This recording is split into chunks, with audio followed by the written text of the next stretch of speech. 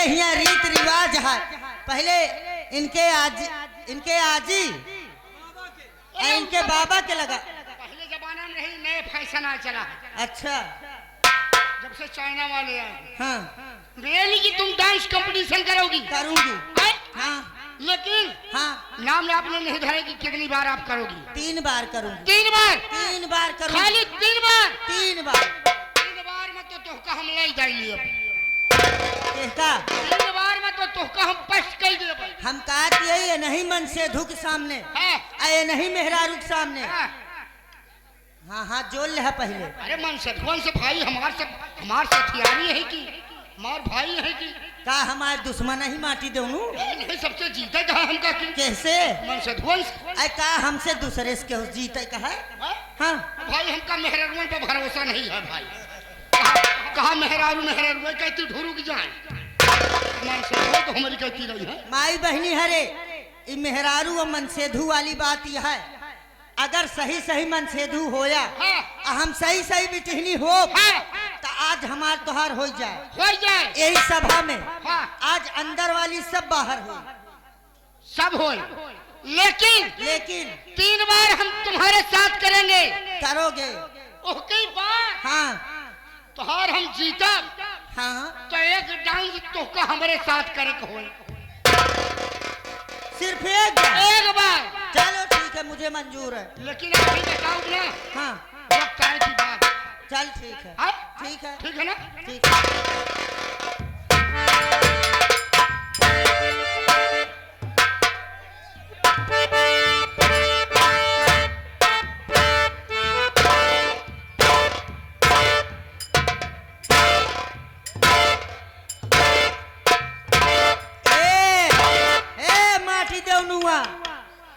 हवा जी भरा हवाई जहाज नहीं होई जहाँ उड़े जाता डांस करे कहा।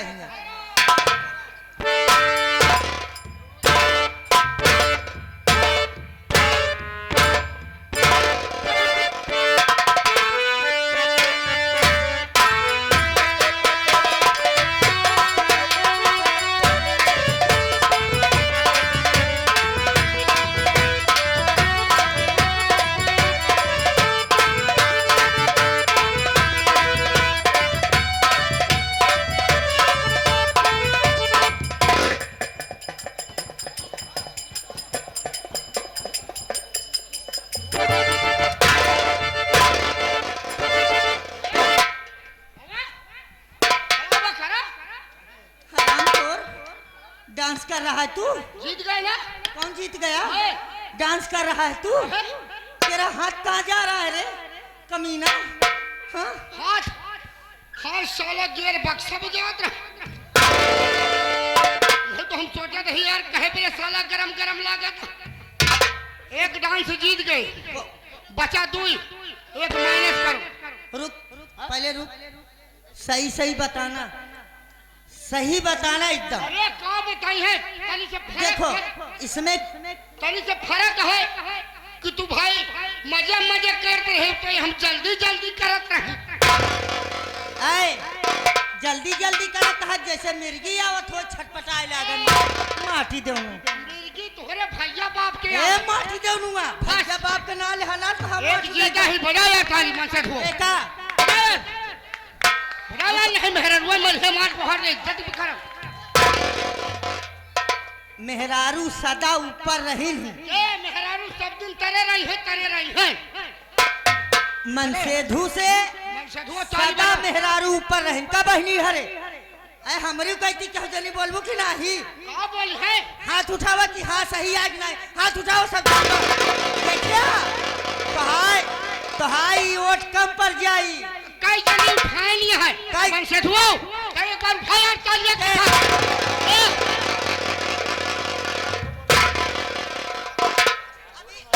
अभी तो एक ही हुआ ही है। एक भाई है ना? दोबारा चल सवाई जाओ तुहार पूरा बक्सवे का वोट न जाए पाई तोहरे मां।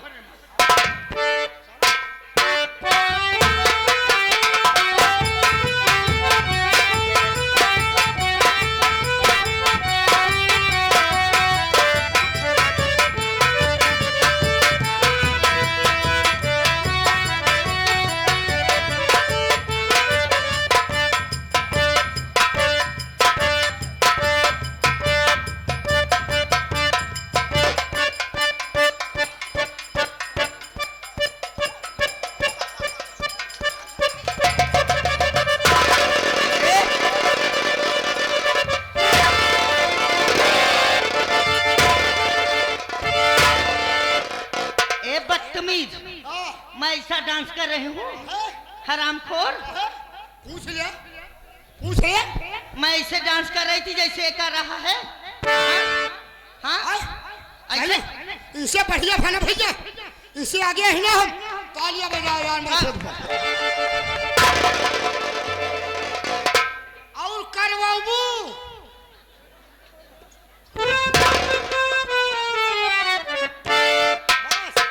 मारत हाथ कपार फाट जाए माटी दोनों।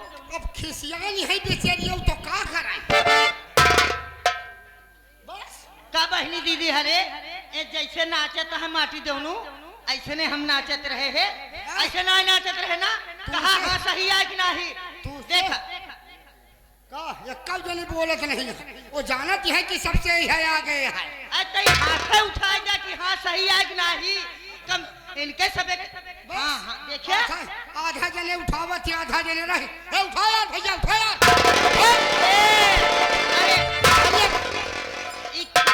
कही कही के जी माटी देवनु नाक कटवावा पर। हाँ हमेशा खड़ी रही तुहार सबका घबराया ना। का खड़ी करे आज यहाँ तू मोछा सोचा तुआ तुहार सब जने की डाउन होई ये उमन से धुआटे कि तो का सब का जिता के ले यार। चिंता जी करियो ए माई चिंता जी करियो जैसे तू सब जनी बुढ़ाई गऊ ना हमरा नहीं साथे माटी दोनों की जिंदगी बीती जाती है। तो हाय सब एक नाक कबो कटिस नहीं न कटे पाए सदा ऊपर रही और रहबू। भूल जा तू खत्म मेहरवन का जमाना खत्म हो गया। अबे मन से धुवन कहीं चलता है। अबे तो लास्ट वाला बाकी ना हमारे। अरे यहाँ तो मस्ती ही मस्ती है। यहाँ सब भैयन की मस्ती है। दुई जीत ली ना बता चलो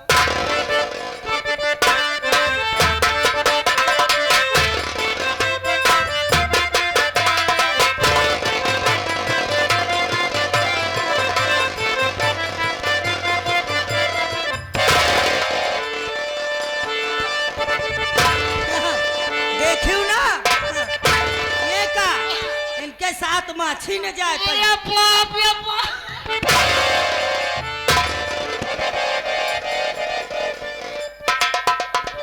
देखा मरा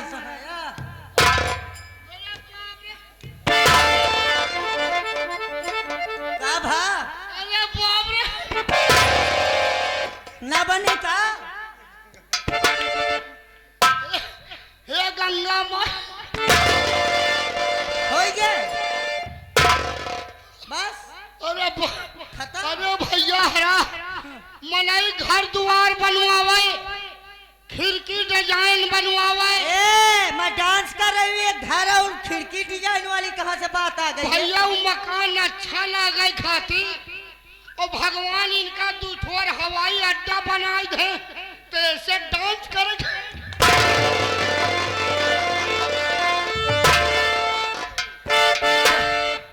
बताओ ऐसे डांस करे खाती दुनिया बतावा यही से जीस पालिस हाँ दुनिया सब दुरुपयोग करत रहन है। आवाज यही से तू दुरुपयोग करत है। भगवान तुहका दूठोर हवाई अड्डा बनाई थे यही से तो तुहका घमंड है। हरामखोर मैं जिंदगी में घमंड नाम का चीज और ये जो बोल रहा है हवाई अड्डा ना मारूंगी बत्तीसी निकल जाएगी। तुहका दूठोर हवाई अड्डा नहीं थे हमका एक फोर बस अड्डा नहीं दे हमका एकदम सपाटुआ बनाए यही बड़े तो तुहका घमंड है।